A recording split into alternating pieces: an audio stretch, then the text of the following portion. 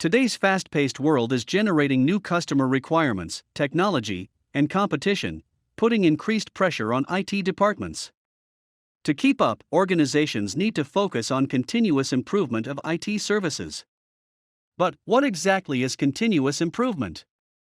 How does it look when it is implemented in a business environment?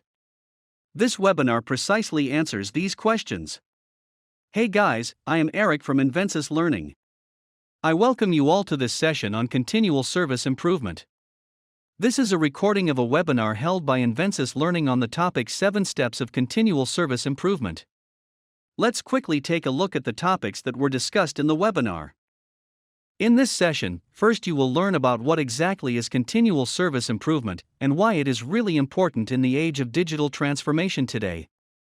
Secondly, you will learn the 7-step plan which is critical for continual service improvement and other stages of the ITIL lifecycle. I hope the agenda is clear to you guys. Sounds interesting? Invensis Learning is a pioneer in providing globally recognized certification training courses for individuals and enterprises worldwide. We have trained and certified 50,000 plus professionals globally.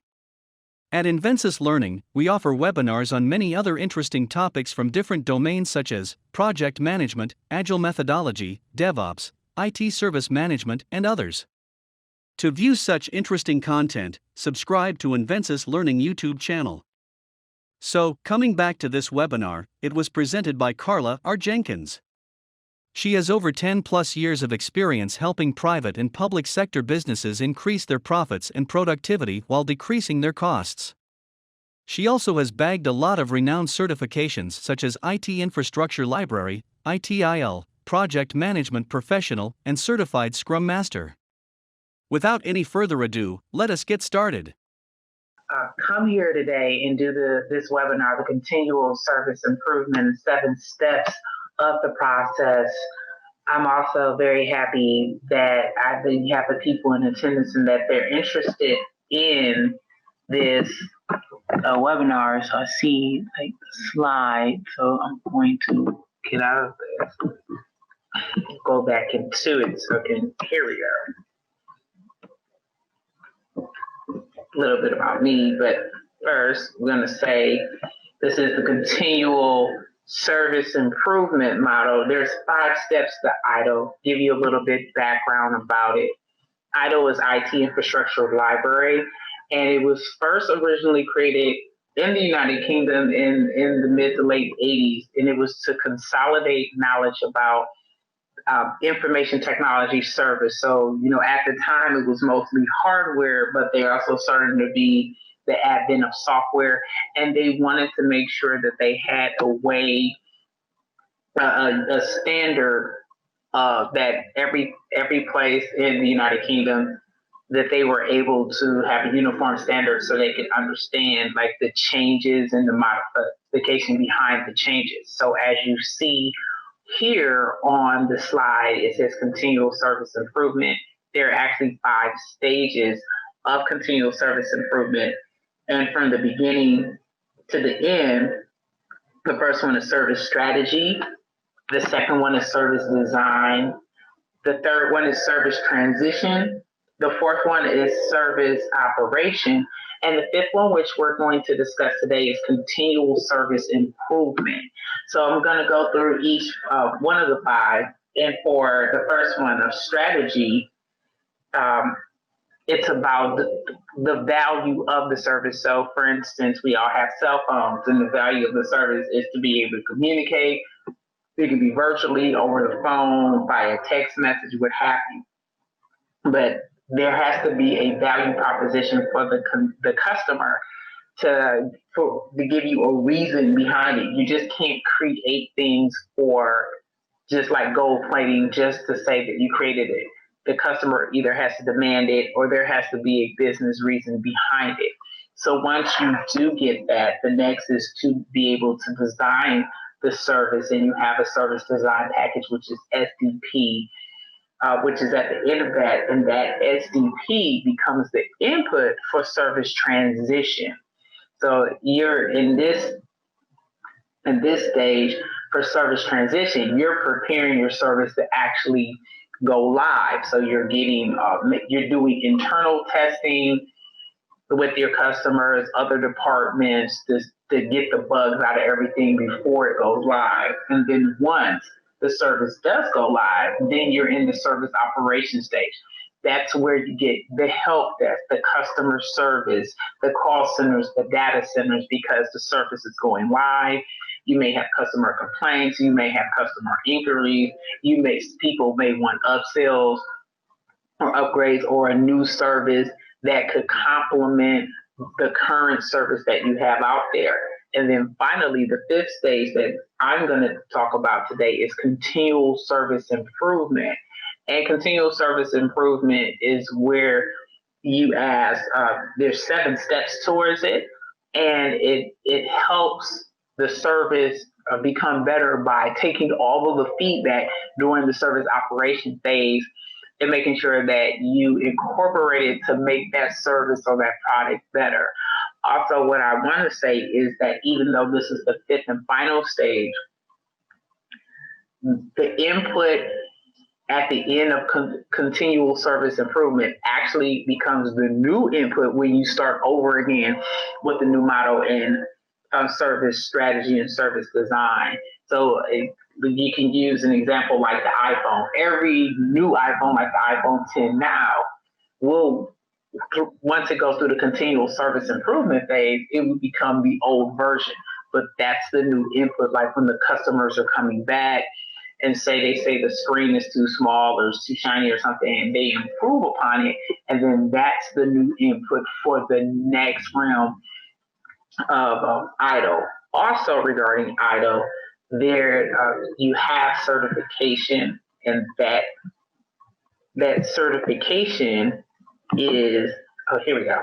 The certification is, I have the foundation. You also can go as high as expert, and the second and the third tiers that would require also additional certification and experience.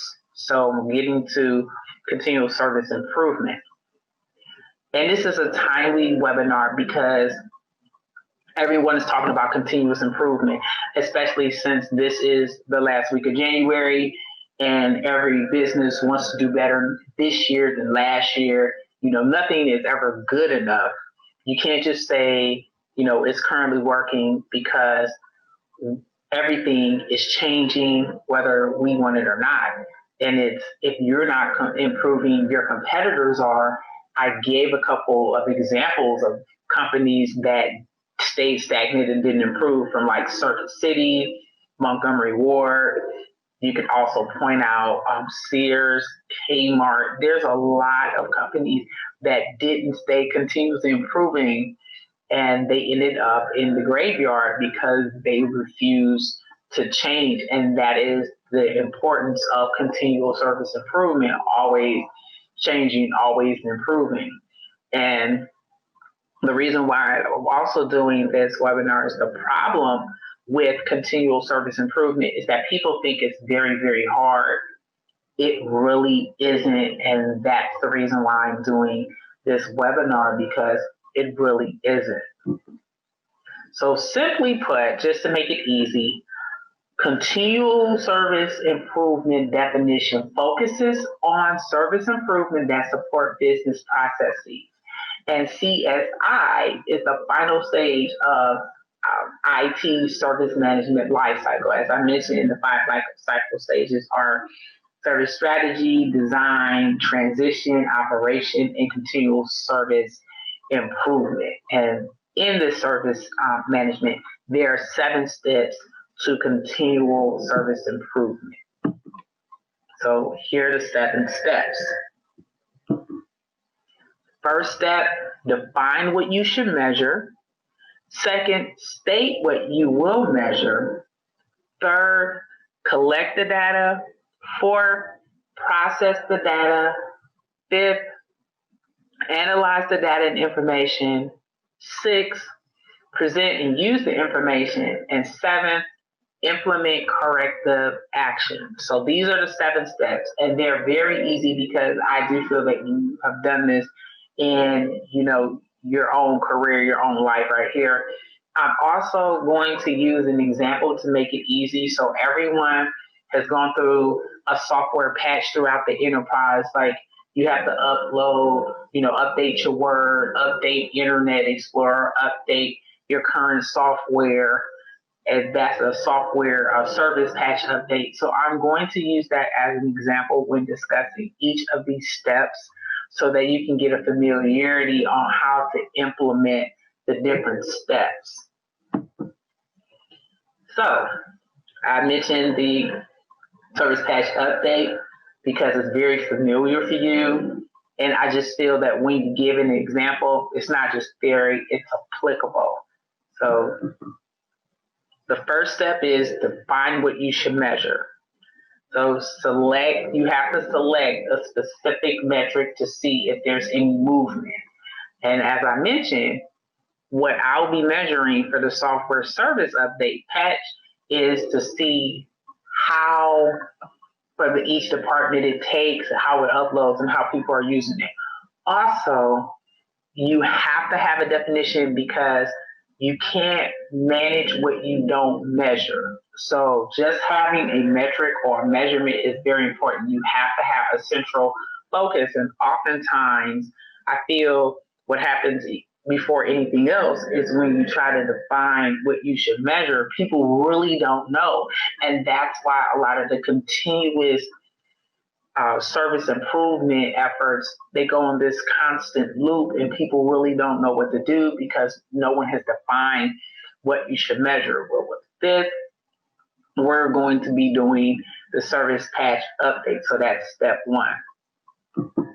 Step two, state what you will measure. So a lot of companies use industry-specific key performance indicators or KPIs to measure their continual service improvement.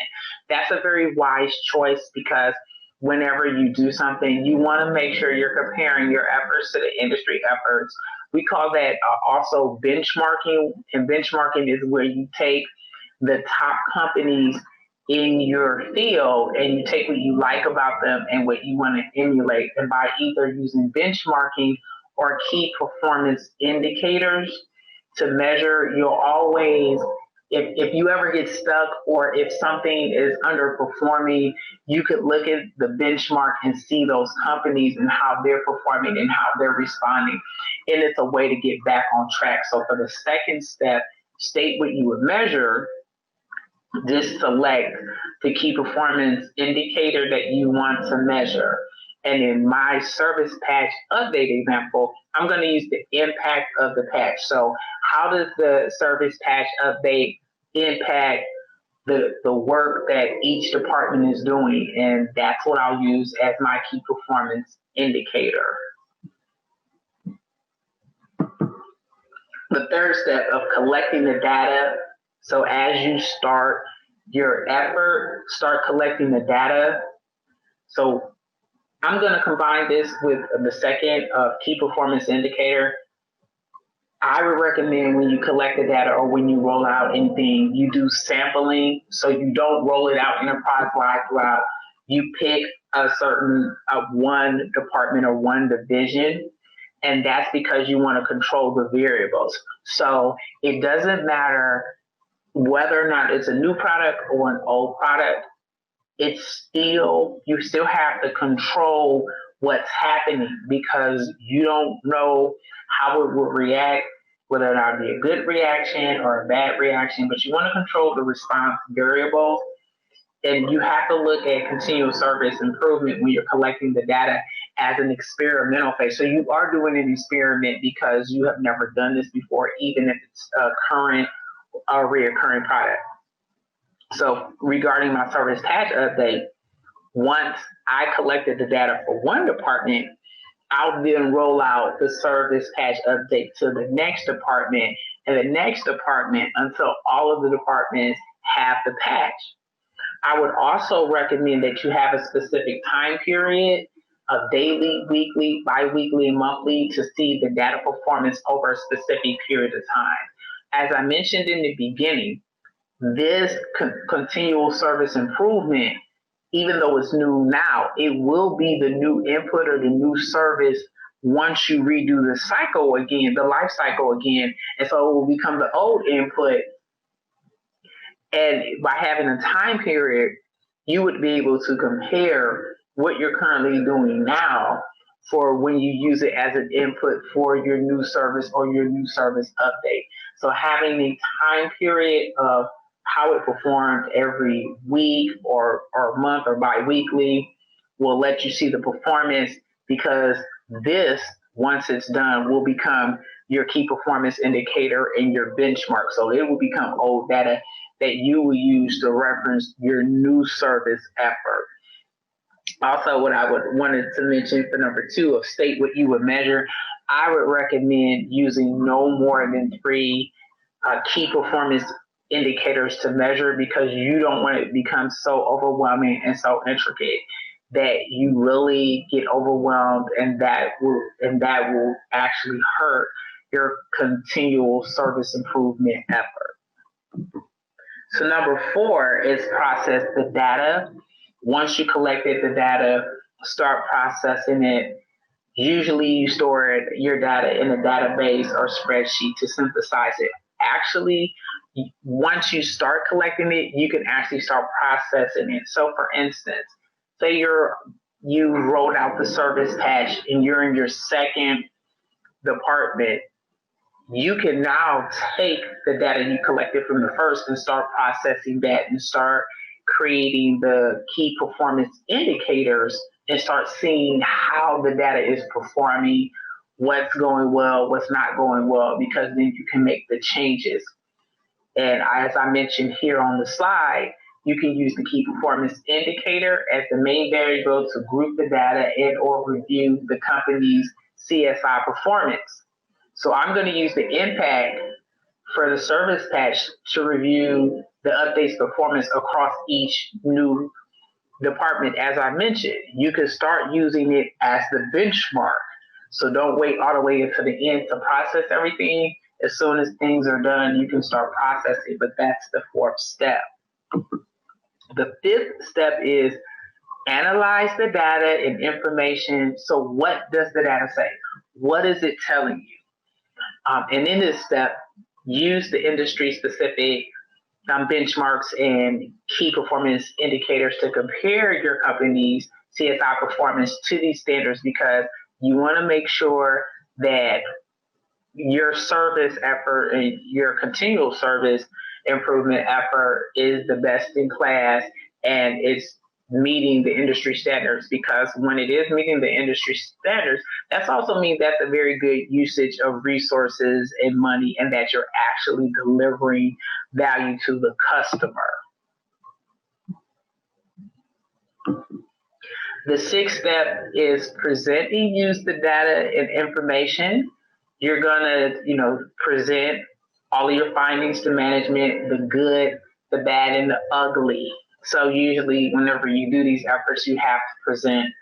What I would recommend is, if you're doing something like on a monthly, I would do a weekly performance. It's just easy to do a 4-week overview of where you were on week 1 versus 2, 3, and 4. People understand that it's easy to present, but I will caution you against omitting the bad and the ugly, because when you omit the bad and the ugly, you are really doing a detrimental effect, not just to management, but also to you and your project and any further responsibilities. I know what it's like to come in there with a bad report, but you do have to let management know what's going well and what's not going well, because then they can shift money or resources to resolving the problem, or to put money and resources towards things that are working. You do not want to omit the bad and the ugly, because your CSI efforts are underperforming, and it's all about the customer and delivering value to the customer. So things that are bad, you stop doing them, and you can allocate money towards things that are good. And then the 7th and final step for this stage of the life cycle is implement corrective action.